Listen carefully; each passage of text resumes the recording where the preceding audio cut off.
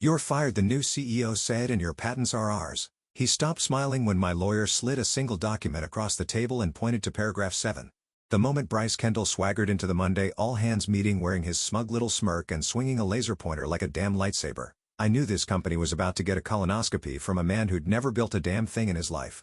"Welcome to the new era of Nginx," he bellowed like we were in a dystopian pep rally. "We're trimming fat, optimizing workflows, and leaning into scalable disruption." By fat, he meant people, legacy employees, institutional memory, the folks who, actually knew what the hell our products did. And by disruption, he meant burning the engine down mid-flight and hoping the plane turns into a drone. I just sipped my lukewarm gas station coffee and watched him like I was inspecting a scratch on a rental car. No rage, no fear. Just that bone-deep sigh you get when you already know how the movie ends. This wasn't my first dance with some VC plaything and a tailored button-up trying to clean house. But Bryce, he didn't smell like change. He smelled like liability and Axe body spray. Oh, and by the way, if you've made it this far and you're one of the 97% of people who listen to stories like mine without smashing that subscribe button or throwing us a like, maybe consider it. It helps more than Bryce thinks his MBA helps anything. Seriously, keeps this crew caffeinated and petty enough to keep digging up tales like this. Anyway, back to the bonfire. Bryce didn't look at me when he said, "All legacy patents and R&D archives are now under review for ownership optimization." Just said it like it was nothing. Like, we were just gonna pretend the last 14 of my midnight garage builds were a rounding error in his acquisition spreadsheet. I didn't flinch, I smiled. Kind of smile you give when the idiot raccoon finally sticks its head in the trap you set 3 weeks ago. Because what Bryce didn't know and what legal clearly hadn't bothered to read was buried in the brittle pages of my original 2010 offer letter sitting in a dusty blue folder tucked behind a jar of expired Altoids in my home file cabinet. Paragraph 7, 7 lines long. It said, in beautifully dry corporate legalese, any inventions developed outside company hours, off-site with personal resources remained the sole property of the employee. It was a standard carve-out clause back when the company still gave a damn about engineers' garage projects. Nobody had updated that offer letter template in over a decade, and I'd never asked them to. Because, see, while Bryce and his PowerPoint prophets worshipped quarterly returns, I was welding prototypes in my garage at 2 a.m., documenting every line of firmware I wrote on a journaling app that time-stamped each keystroke. I had footage, logs, notebooks. Hell, I even had receipts for the damn solder. So while Bryce strutted through the building like he was Moses parting the IT department, I quietly took stock. I emptied my backup server. I cleared my garage whiteboard. Every patent I'd filed, every system module, every biometric tweak, cross-referenced them against that clause like I was prepping a murder trial. And the wild part, nobody noticed. Not legal, not HR, not Bryce's army of product managers with motivational quotes in their Slack bios. They were too busy sunsetting roles, mine included. I started getting signals the axe was coming on Thursday when 2 of my engineers got reorged into a marketing division that didn't even exist 3 months ago. Came the calendar holds, little 15-minute death meetings that ping onto your schedule like landmines. When mine landed, I didn't panic. I just texted Grace, my lawyer. She's 5'1", allergic to small talk, and once made a crypto CEO cry during a deposition by reading his own tweets back to him. "Time to dust off the archives," I wrote her. She replied with a thumbs up and one word, coffee, because Grace already knew what paragraph 7 meant. Reviewed it together twice. She helped me start the LLC. She helped me structure the IP firewall. And when I told her Bryce gave me the heebie-jeebies before I'd even shaken his hand, she told me to keep everything airtight, and I had, so the clock was ticking. Bryce was cleaning house, but what he didn't know, what he couldn't know was that the broom he was swinging was about to smack him square in the face. And me? I was just getting started. Called it a strategic reorganization, which is corporate for we fed your job to a spreadsheet, and it died. By Tuesday morning, the entire embedded systems team, 12 brilliant engineers and one guy who still used a BlackBerry, was gone. Just like that. No goodbyes, no transition plan, not even a damn box of donuts in the break room. Bryce stood in the atrium after the layoffs like he was hosting a game show. "This is the hard work of evolution," he said, smiling like a man who's never built anything harder than a Tinder bio. "Sometimes, you have to amputate to survive." My phone buzzed before the last engineer had even made it out of the parking lot. Subject: urgent meeting with CEO. No body text. Just a time, 3:15 p.m. No context. No HR rep CC'd. No one to escort me. I didn't need a damn psychic hotline to know what was coming. I walked into Bryce's office with the same expression I use when I'm cleaning burnt cheese out of the toaster oven. The man was lounging in his Herman Miller chair like he just finished ruining a startup and was looking for dessert. He gestured to the seat across from him like we were about to talk golf handicaps. "Dana, thanks for coming in. I'll keep it short. Your role, Director of Product R&D, is being sunset," he said, like I was a goddamn app update. I tilted my head. Sunset, not eliminated. He smiled. We're restructuring the product roadmap, vertical alignment. We need leaner teams, more agile mindshare. I swear to God if he said synergy, I was going to stab my own thigh with a coffee stirrer. He slid a stapled packet across the desk. Severance paperwork. Pre-filled. They'd already written the obit, but then I saw it buried on page 2. Under Section D, employee agrees to full transfer of intellectual property rights, including but not limited to pending or future filings developed during or adjacent to tenure. Adjacent to tenure. I've read hundreds of contracts. I've co-written some. That phrase, that's not standard boilerplate. That's weasel speak. That's someone trying to catch the IP that slipped through the cracks. My IP. The stuff I'd spent years walling off in time-stamped logs, built after midnight on my own tools, coded on machines Nginx never paid for. I looked up and said nothing. Just gave him the nod. The thank you for your time, you dumb bastard nod. Bryce smiled like he just euthanized a sick pet and expected applause. Of course, he said. If you want to sign now, we can expedite the package. No need to drag it out. No need, I said, taking the papers like I was folding a cocktail napkin. I'll give it a read tonight, nodded like a man who thought he'd already won. As I turned to leave, he added, no hard feelings, Dana. You've been part of the story. We just need new characters now. I didn't even stop walking. Just threw back. Don't worry, I'm still riding. I got home, kicked off my shoes, and didn't cry, scream, or break things. I poured myself one finger of scotch and sat on the floor next to my file cabinet. It was all still there. Old school paper, fading ink, 2010 offer letter, paragraph 7. The clause they never updated. The clause they never understood.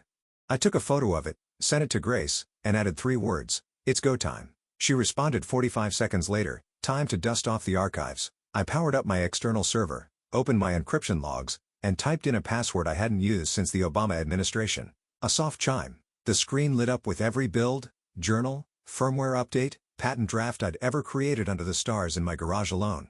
Bryce thought he'd fired a middle manager. What he'd actually done was pick a legal fistfight with the architect of his company's core tech stack, and I don't lose fistfights. They booked me into a beige conference room with flickering fluorescent lights and a sad fern that looked like it wanted to file for its own severance. HR sent Lisa, kind of person who talks to you like you're a nervous substitute teacher, and she's the real adult in the room. She smiled like she practiced it in the mirror every morning. Hi, Dana. I know this isn't easy. Let's just get through it together, okay? She slid a glossy folder across the table with the Nginx logo embossed in silver foil like I was being handed a graduation certificate from hell. Inside, termination checklist, Cobra health plan info, discount code for some career counseling site I wouldn't touch with Bryce's login credentials, and a signature block with one bolded phrase above it, full release of all claims and assignment of past, present, and future intellectual property. They'd even highlighted it. I let the silence stretch just a second too long. Then I gave her a sheepish little laugh, the kind a deer makes before stepping into traffic. Oh, wow, I said. This is a lot. I wasn't expecting all this IP language. Is that new? Lisa blinked.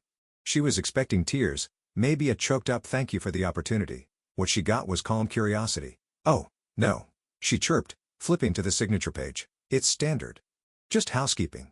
You know, legal lingo. It's best to sign today if you want to avoid delays with severance disbursement. I'll need to have my lawyer take a look, I said, tilting my head like I was scared of my own boldness. Hesitated? Of course, she said, the smile freezing ever so slightly.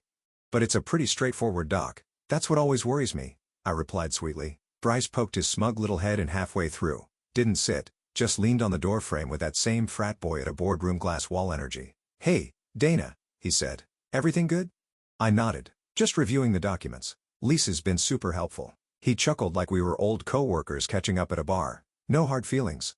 Right? Just business. But the sooner we sign, the smoother the exit. Let's not get the lawyers too excited. I smiled like a woman who was absolutely going to get the lawyers excited. Totally, I said. I just don't want to miss anything. You know how these things are? He lingered like he wanted to say more. Maybe he expected me to beg. Maybe he thought I'd try to salvage my reputation with the company. Instead, just returned to the packet and gave him the same attention I'd give a smudge on a window. After he left, Lisa gave me a forced smile and said, "We'll follow up tomorrow then." "Sure," I said, standing. "I just need one night to breathe." But what I needed was already waiting in the bottom drawer of my filing cabinet at home. Locked, double-latched, hidden beneath a stack of old operating manuals and a broken external mouse. I turned the key, and there it was. Manila folder labeled Independent Builds Personal in Sharpie. Inside, signed invention logs, dated screenshots of firmware versions, scans of handwritten diagrams, some done on napkins, others on the backs of grocery receipts. I'd written notes in the margins like a woman confessing to the walls. 2:44 a.m. breakthrough on subroutine stability. We'll need to validate cooling efficiency. I reached deeper and pulled out the USB drive. It was a cheap thing. Tinted no label, except for one line of embossed white label tape I'd slapped on it 5 years ago. Midnight builds. Every prototype, every compiled version of the code Bryce thought he owned was in there. I'd encrypted it, backed it up twice, stored hashes in 3 different cloud drives under separate LLC names, all dated, time-stamped, and digitally notarized. I ran my thumb over the label and exhaled slowly. There was no panic, no noise, just a stillness so sharp it could cut through corporate buzzwords like a scalpel. Let him think I was hesitating. Let him believe I was dazed, confused, scared of the job market at 48. They didn't understand who they were dealing with. They thought I'd built their empire, but I'd only ever been renting them the scaffolding. Grace didn't say a word for the first 10 minutes. Just flipped through my original offer letter like it was the Dead Sea Scrolls, and she was looking for buried gold.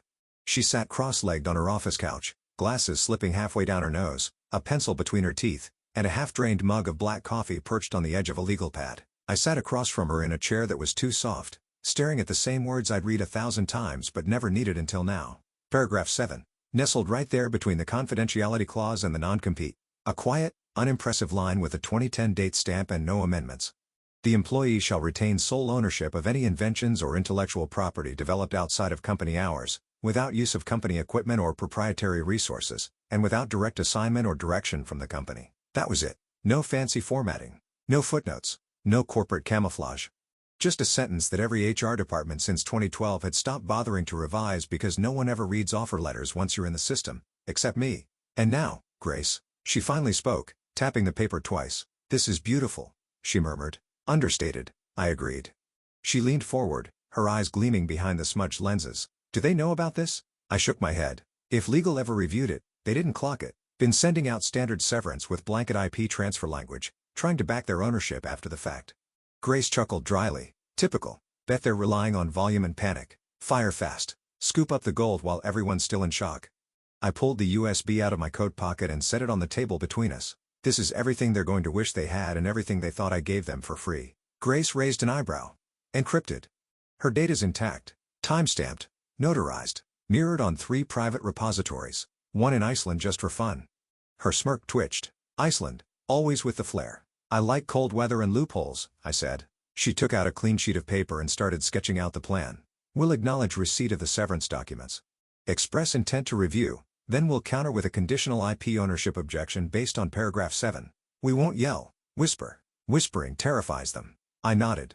Can you prep the language tonight? I'll have it to you in 2 hours. She paused. You know they might try to rescind the severance once they realize what's at stake. I'm counting on it, I said. It'll show intent to coerce. Strengthens our case. Grace glanced back at paragraph 7, then closed the folder and tapped it once like she was sealing a casket. It's right there, she said. Not buried, not even disguised. Just didn't bother to read. Bryce thinks he's clever, I said, but he's loud. Loud people forget about the quiet details. She stood and walked to her filing cabinet, pulling out a stack of boilerplate clauses they'd used to challenge my claim. They'll push back, she warned. They'll try to argue that the work was tangentially related. That proximity equals ownership. That's why I never built in the office, I said. Never used company machines. Never synced to my Nginx email. Hell, the power bill on my garage is in a separate LLC's name. Grace paused, then gave a small approving nod. You were planning for this. I wasn't planning for Bryce, I said. I was planning for anyone. She scribbled a note on the pad and handed it to me. Here's the language for your reply email to HR. Keep it polite. Keep it vague. No threats. Just calm acknowledgement and a request for review time. I scanned it quickly. No fireworks. No declarations. Just pressure. Elegant legal pressure. As I stood to leave, she added one last thing. Dana, yeah, when we slide this across the table, don't blink. The power's already yours. All we're doing is letting them see it. I walked out of her office into the cold evening air, the folder under one arm, the USB back in my coat, and a heat building in my chest that wasn't rage or fear or vengeance. It was satisfaction. Not because I'd won yet, but because I'd finally reached the part of the story where they realize I wasn't bluffing. Not then. Not now. Not ever. The conference room was colder than usual.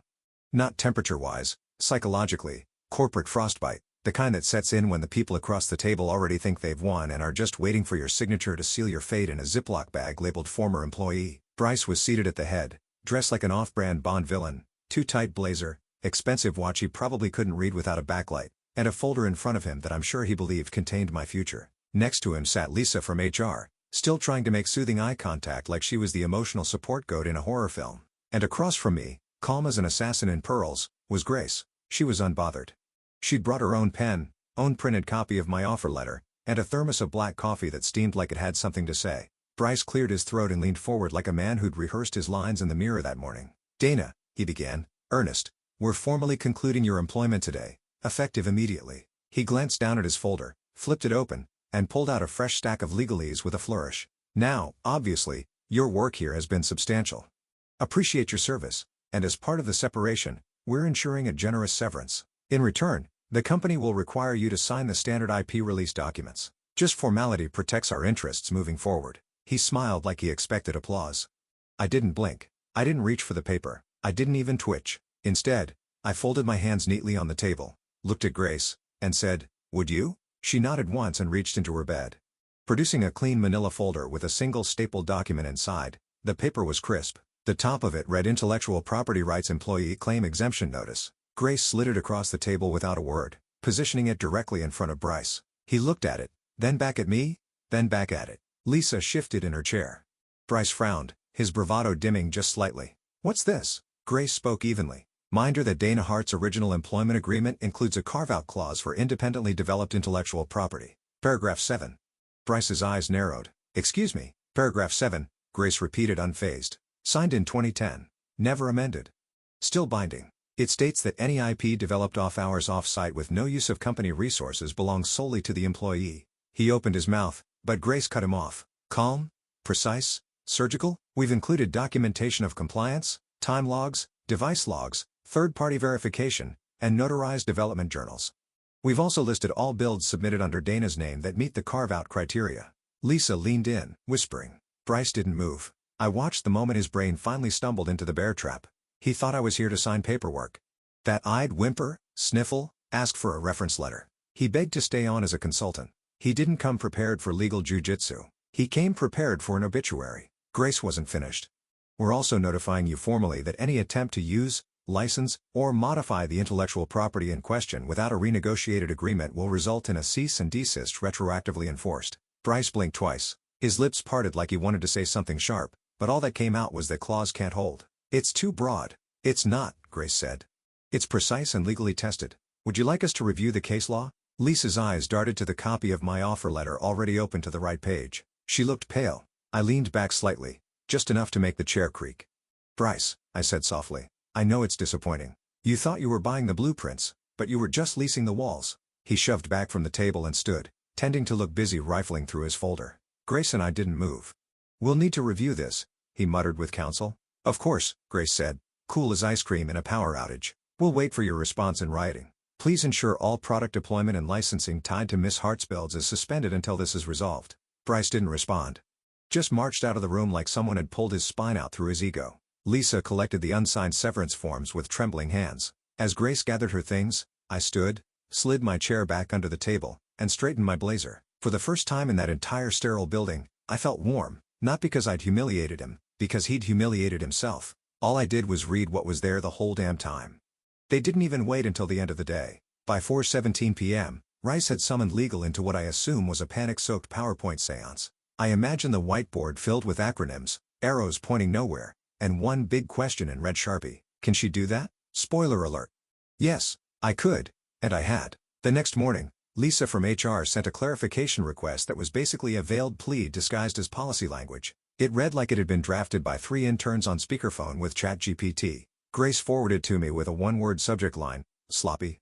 I didn't reply. Grace did with a PDF copy of my IP documentation index organized by creation date, device serial number, GPS location, and hash verification. No commentary, just cold data, like tossing a frozen salmon on the negotiation table and daring them to say it's not fish. Then came the calls. First up was Evan, one of the engineers I'd mentored back when he still thought version control was just saving your file twice. He sounded hesitant, too polite. "Hey, Dana," he said, drawn out casual. "I was just wondering, totally random. Do you remember when we first started working on the biometric sync protocol? I can't seem to find the original prototype logs." "I want to check the metadata on the initial filings," I said, voice flat, beat of silence. "Oh, okay, well, just trying to double-check some timelines." "I do that," I said, and hung up. Then Clara called. She never calls. She's allergic to conflict and once got hives from a poorly worded Slack message. "Dana," she said, sounding like someone was behind her mouthing instructions. Do you recall whether the firmware build from Q2 last year was finalized internally or if maybe some of the work happened externally? Let the silence hang until it was uncomfortable enough to hurt. Clara, I said, check the metadata. Click. Third was Jules Smart, Slippery, and Bryce's unofficial shadow. The kind of guy who took credit for things he didn't understand and thought calling people rock stars was the same as managing them. Hey, superstar, he began. Don't, I interrupted. He laughed like we were old friends sharing a joke over beer instead of staring down the barrel of a legal nuke. Okay, Kay. Look, just between us, if someone were to hypothetically reconfigure the current IP filings to retroactively include team contributions with that, I didn't even let him finish. Check the metadata. He sighed like I was being unreasonable. Come on, Dana. You're not really gonna freeze the whole product line over clause no one's enforced since Obama, are you? I'm not freezing anything, I said. I'm just finally owning it. Click. That afternoon, I saw the first signs of full-blown corporate panic. Engineering access was partially suspended across 3 departments. A memo leaked from legal requesting immediate review of all patent ownership assumptions predating acquisition. Internal Slack channels lit up with confused emojis and frantic speculation. I knew because someone anonymously forwarded me screenshots. In one, Bryce wrote, "We'll fight it. She's bluffing. Legal says it's flimsy." Grace read that line and didn't even smirk. "He's doing the corporate version of whistling past the graveyard," she said. "Bluster buys time, but it won't buy clarity or ownership." They sent a follow-up from legal the next day. Dressed it up like a negotiation attempt, but the intent was clear. Stall, intimidate, and bait me into overplaying my hand. Started with, "We understand there may have been some confusion around the development origins of certain IP assets." Grace replied with, "There was no confusion. Paragraph 7 is clear. Ownership is not conditional on company belief, but on actual development record. Attached are notarized logs and device histories for the disputed assets. We are open to licensing discussions, not surrender, not aggression. Just legal chess in 4-move checkmate form." I tried one more tactic. Sent me an email personally. No CC, just him. Subject, "Let's be adults about this." The body was exactly what you'd expect from a man watching his empire slip out from under his imported leather shoes. "Dana, I think this has gotten out of hand. We both know you contributed significantly during your time here, and we'd rather not litigate over something that can be resolved with a simple understanding. Let's talk this out." "Oh, lawyers? Just 2 professionals finding common ground." I didn't reply. Grace did. "Dear Mr. Kendall, Miss Hart has always conducted herself with professionalism. She also documented everything. Our position remains unchanged. Regards, Grace Monroe, JD." That silence after is the best part because there's nothing louder than a man realizing too late that the woman he fired didn't just have a backup plan. She was the contingency all along. By Monday, denial phase had rotted into something uglier, realization. The first crack came in the form of panicked midnight email from one of Bryce's acquisition partners, Devin Spence, the smarmiest man to ever sign a 7-figure check while wearing suede loafers without socks. He'd CC'd a dozen people, but accidentally blind copied me instead of Grace. A gift. Subject line, "Urgent IP status re-Hart systems." The message, "I've reviewed the filings," told us the IP was clean. It's not. These patents are unassignable. The clause is legit. She owns them. You didn't disclose this during due diligence. If this isn't resolved, the entire agreement could be in breach. That one landed like a dirty bomb. By sunrise, word had hit the back channels. The Slack grapevine, the investor forums, the hush-hush Discord for B-tier tech angels who think NDAs are foreplay. 2 separate licensing negotiations with multi-million-dollar deals tied to biometric integration and cloud sync modules went from imminent to paused pending legal clarification. One pulled out completely, citing IP instability. I didn't celebrate. I just made pancakes in my kitchen barefoot. While listening to the morning news play the Nginx press release on loop, we remained confident in the integrity of our IP portfolio. Translation: "We have no idea what's happening. Please stop emailing." Grace called mid-morning. "Bryce tried arbitration. I flipped a pancake. Let me guess. He doesn't know what arbitration is. He thinks it means you yell in a room and someone picks a winner. Sounds like how he runs board meetings." She chuckled. I filed the cease and desist.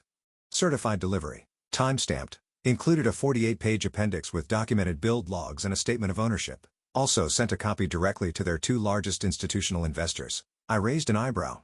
Directly, they deserved clarity. I highlighted the part where his legal team failed to amend the original contract language. Paragraph 7, bolded, underlined, and annotated with 6 different case precedents. "You're spoiling me," I said. "No," she replied. "I'm finishing him." The next day, I heard from a former colleague, still inside, still loyal. "Held an emergency board call," she said. "Investors demanded an audit of Bryce's deal history. People were shouting. One director asked him point blank why he didn't vet the legacy contracts before gutting the team. What'd he say? I asked. He blamed HR. Of course, he did. She lowered her voice. He doesn't look good. Like, physically pale. Sweaty. Snapped at Clara in front of 3 VPs. Said you sucker punched him with a footnote. I didn't laugh, not because it wasn't funny, but because it was perfect. Across the street in my new temporary office, Hard Applied Systems LLC, I pulled up the IP dashboard Grace had built. All green, all mine, status owned, active, licensed only on written approval. Every day, Bryce's empire hemorrhaged a little more. Partners wanted reassurances. Clients wanted proof. The hardware still worked, but the heart of the system, my software, my encryption routines, my biometric sync was now encased in legal Kevlar with my name stitched into the lining. They couldn't patch around it. They couldn't clone it. Every workaround they try would trigger yet another violation. They had built a skyscraper on soil they didn't own, and now the foundation was talking. I didn't gloat. I didn't rage tweet. I didn't leak a whisper. I just watched like a person in the nosebleeds of their own execution. Calm, remote, insulated from the noise. Indication isn't loud. It doesn't need applause. It just waits patiently in the back row while the show tears itself apart. The takedown came not with sirens, but silence. On a Thursday morning, Nginx's flagship product, PulseVault, the darling of their investor decks and the reason Bryce got that shiny CEO title, vanished from every retail platform pulled from shelves. E-commerce links redirected to a sterile message, temporarily unavailable due to technical licensing review. No warning. No workaround. Just a sudden, gaping hole in their revenue stream and a torrent of pissed-off corporate clients demanding refunds. One government contractor sent a letter with language that included the phrase material breach of supplier trust. Another wanted a full refund on a $9,700,000 integration deal plus interest. Eagle couldn't stall anymore. Bryce, backed into a corner with an ego the size of a data center and a leverage of a paper napkin, reached out himself. Grace forwarded me his email with a subject line that just read, "Clown-faced Dana. Let's be adults. I'm offering a generous consulting arrangement. Quiet fix. Minimal noise. You'd be compensated fairly and help us avoid the PR mess. Nobody wins in a drawn-out legal situation. Name your rate." Name my rate. I stared at that sentence long enough to feel insulted on behalf of the English language. He still thought this was about money, that I was a disgruntled engineer angling for a paycheck, that he could toss a few zeros at the problem, and I'd come limping back into the building with a smile and a signed NDA. So I sent Grace my terms, and she delivered them like a guillotine.